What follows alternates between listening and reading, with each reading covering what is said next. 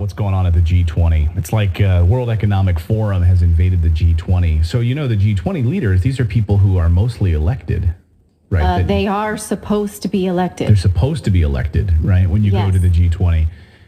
Except if you're Bill Gates and Klaus Schwab, some of these other guys. It's specifically an intergovernmental forum. Yeah. And so you are supposed to be an elected leader in order to join. So can I just ask, who the hell elected Klaus Schwab? Did you? Did anybody in our chat elect Klaus Schwab? Did anybody elect Bill Gates? So they get to go and they get to lay out policy. What you really see is the supreme leader just showed up to deliver a speech. And they basically announced the new world order. The G20, here's your ruler, Klaus Schwab. Forget the Great Reset. Right, we've heard about the Great Reset, which is already in motion, is actively in motion. It's not a conspiracy theory at all. In fact, they wrote about it, promoted it, talked about it, and are actively unfolding the Great Reset. Now, though, the big roadblock and what his big concern is a new phrase called the Great Segmentation. The Great Segmentation. That's a big problem for Klaus Schwab, and this is why we are going to now need to move more towards a unipolar order where we have one unelected leader ruling everything. That's basically what he's asking for. Watch this. Of course, if you look at all the challenges, we can speak about the multi-crisis. An economic, a political, a social, an ecological, an institutional crisis. But actually, what we have to confront is a deep, systemic, and structural restructuring of our world. And this will take some time. And the world will look differently after we have gone through this transition process. Politically, the driving forces for this political transformation,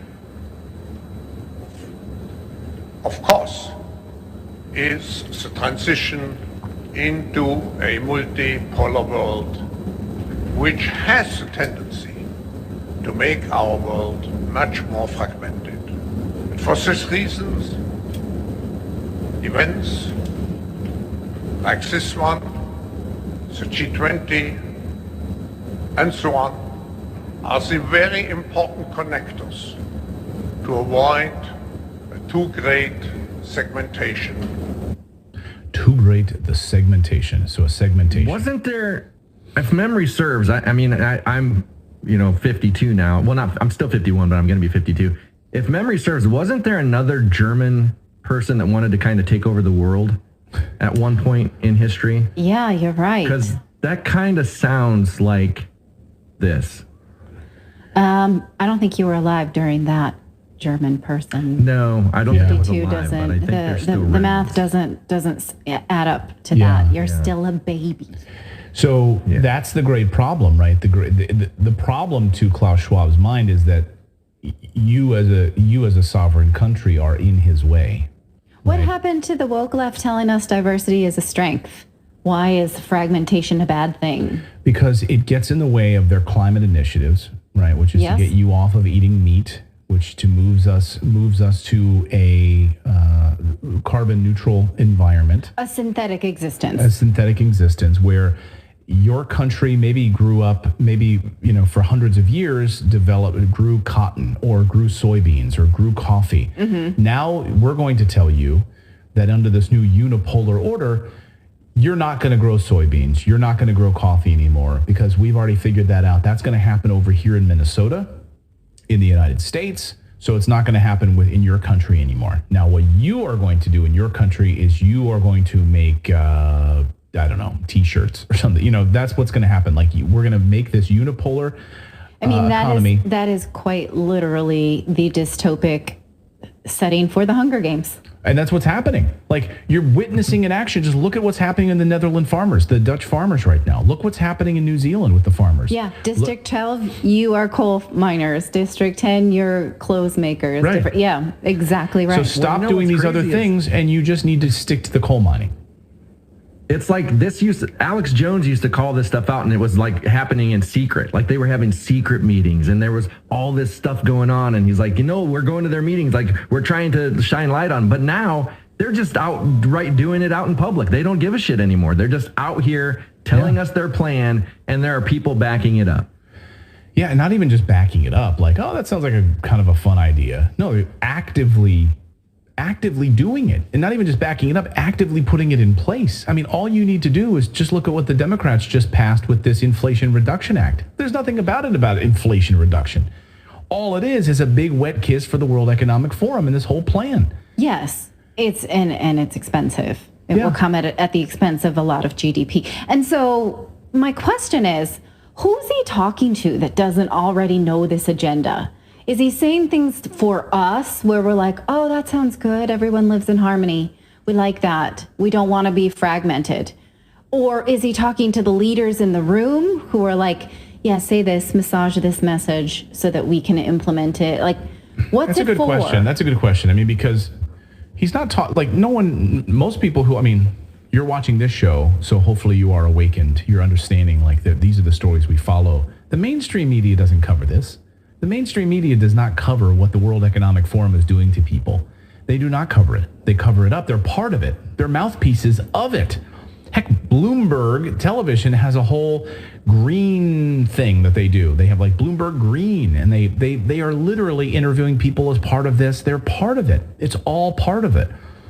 So I think I don't know who they're talking to. Sometimes, I was gonna say, it's to save their asses. I think sometimes in the middle of the night they might do a blog post, or they might do a little segment in a show, so that if anybody ever is like, CNN, you didn't do, they'd be like, no, well, we did. It's on page 97 of our blog down at the bottom. Right. In the middle of the night. I don't know. Who's in the audience, right? Well, is Biden leaders, there taking notes? Anthony Blinken. Well, Biden's falling asleep. Biden's asleep during this. He fell asleep. Although, I mean, how old is he now? He's 73, 74? Biden? Yeah. Isn't he 78 or 76? 78. So for a man like that to travel to Bali and change so many time zones, that's really hard on the body. And so the fact that he didn't show up to that dinner last night, there's part of me, I feel jet lag like an actual pain. You think of adding 40 years, you know. Well, so who knows who he's talking to? Is he talking? Well, let's unpack that a little bit more, because is he putting it out there? Is he saying this so that we all can say, wait a minute, these guys aren't doing this in secret. They're not secretly. It's all out there. It's available. We all had an opportunity to ring in on this. Are they doing it so we are able to go and look at this stuff? It's all on their website, by the way. When you go to their website, they daily post about this stuff. It's all right there. How they want us debanked, how they want us eating, how they want us to try to eat protein of insects. It's all on their website. This isn't conspiracy. It's there right in front of you. You can read it in black and white on the World Economic Forum's website. You can read these things in the G20's minutes and what their meeting plans are. It's all right there. Okay, actually, in the chat, they point out he'll be 80 next week. Biden? Yeah, his birthday is November 20th, so over the weekend he will turn 80. So I was way off. So why are Bill Gates and Klaus Schwab at the G20? Here's a tweet about this, good from James Melville. It says, no one voted for these guys. And anyone who asked this question should not be dismissed as a conspiracy theorist. It's totally legitimate question to ask. Why is he driving this policy? Why are we giving over sovereign powers to these people? This is what's happening right before our eyes. Remember, and he was telling us just recently, remember, unless we're all vaccinated, no one will be safe. These are his words. Watch. I think one lesson which we take out of this crisis is this notion of mutual interdependence. Because even as individuals, we had to take care not to infect someone else and not to be infected. And the same we have to apply now on a global level. As long as not everybody is vaccinated, nobody will be safe. Nobody will be safe. Nobody will be safe. Wait, how old is that? That's a few months ago. Well, it had to be during the pandemic. Okay. Right. Which to their mind is still going on. So it's, yeah. Right. I just was trying to figure out if that was like recently, like he's saying that it's still that much of a threat to them. But they absolutely want this to be the case. I mean, they're not hiding the fact that they want you to be actively up on getting a regular flu booster, COVID booster every year as part of your plan now. And this is actively what they're doing. But I just want to unpack this like great segmentation piece, because when you have China focusing on sovereignty, you have Russia focusing on their sovereignty and making sure that they are self-sustaining. Yes. With their minerality. Think about what they're doing with uranium, right? So the United States gets 50% of its nuclear power enriched uranium from Russia. 20% of all power in the United States is nuclear power. So all of the nuclear power either comes from Kazakhstan or Russia. So Russia enriches all of it and then hands it to the United States, sells it to the United States. They do all of it, all multiple processes. They do the discovery of it, the exploration, they pull it out of the ground, they enrich it, they refine it, they use it, and then they also sell it. We don't do any of that. So this idea of the unipolar is already unfolded. The United States has outsourced all of its industry, all of its industrialization. We're already seeing the deindustrialization of Europe as part of this plan. Outsource it, outsource the pieces that we don't want here. Right, take away the farms in the Netherlands. Yes, the greatest food producers in the world, second greatest food producers in the world, right? Or maybe is the Netherlands the number one food producer in the world? Ranked how? What do you mean by volume? By volume of food production or efficiency? Yeah. I'm not sure. I don't know if it's number one or number two. McDonald's, but so this is a roadblock for them then. If these countries want to say, no, we want our sovereignty, we want to protect our own people. Yes. We want to go local, and we want to do what's good for our own people. Well, in fact, last week in the Washington Post, I believe, or the Washington Post, there was an article from the Prime Minister of Nigeria, who had said, here, G20 is how you don't talk about oil and climate crisis in Africa. Don't tell us we can't use our own resources. Don't tell us that we have to suffer while you continue to consume, that we need to start to conserve resources when we're starting to build up our quality of life. We're not going to give that up so that you can continue your quality of life. Don't speak that way. And I thought it was a brilliant piece. Because that is what, so many of these wealthy countries say, well, the big polluters are, India and China, and it's not us, it's them. We should be able to sustain our form of living, and they need to learn to be cleaner. Well, they can only be cleaner by an increase in GDP. That's irrefutable. And so this idea of fragmentation you see now is going to be, yes, you're right, China, Russia, they're like, we're going to worry about ourselves. And Africa is absolutely moving in that direction. And that is a threat to these Western leaders who have attended the G20. Well, you saw that the other day with India, right? So Biden flies into the G20, makes this deal with India about coal. Like, we're going to provide this if you get rid of coal production. Yeah. Because we want your country to go through these changes, and so that that you stop producing coal, and then now where are you going to get this? Where are you going to get your fuel? How are you going to power? We don't want you to have easily accessible, and coal is awful for humans. It's awful for the planet. There are so many other cleaner energies, but you can't just take away what people have. If you give them affordable energy, they actually use that energy in order to build cleaner energies. Right. Imagine nuclear power plants. Right. There we go. Like, actually.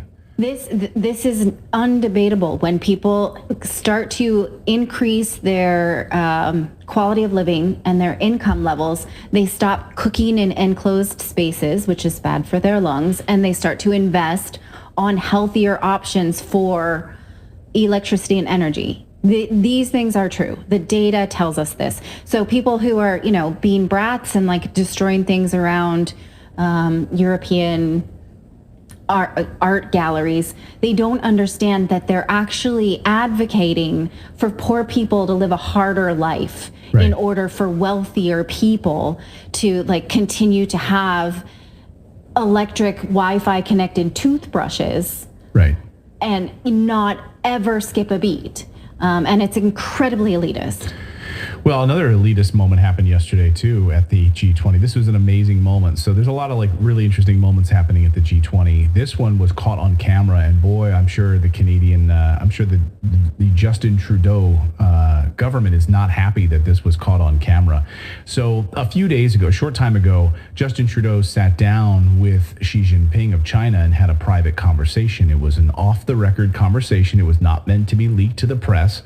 So what did Justin Trudeau do? He and his lackeys then released what was discussed between he and Xi to the press. I like that. But they didn't give an accurate representation of the speech. In fact, they lied to the newspaper so that the newspaper runs basically a hit piece on Xi Jinping and tries to make Justin Trudeau, appear in favorable light. So it was garbage. What was actually said was not accurate. And so Justin Trudeau runs into Xi Jinping at the G20.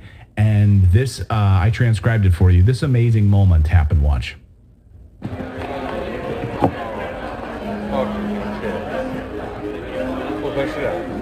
Everything we discuss is then leaked to the paper. That's not appropriate.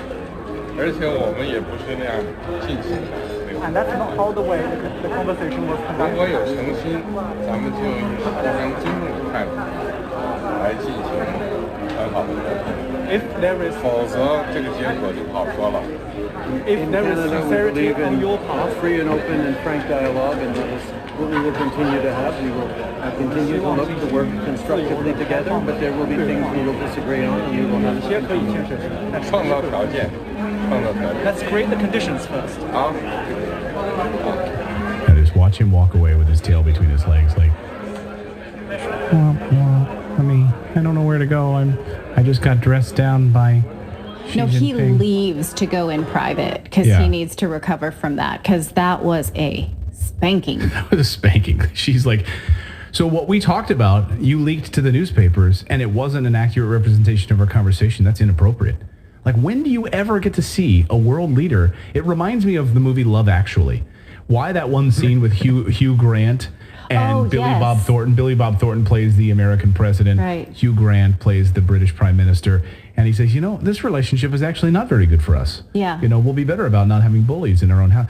Like, that moment never happens. And everyone cheered, right? That doesn't happen ever. It's always cordial. We don't hear about it, right? Here we get to watch him get dressed down in public by the leader of China. It's incredibly authentic. Like, I can't talk to you because you betrayed me last time and you leaked our conversation to the press, and not in an authentic way.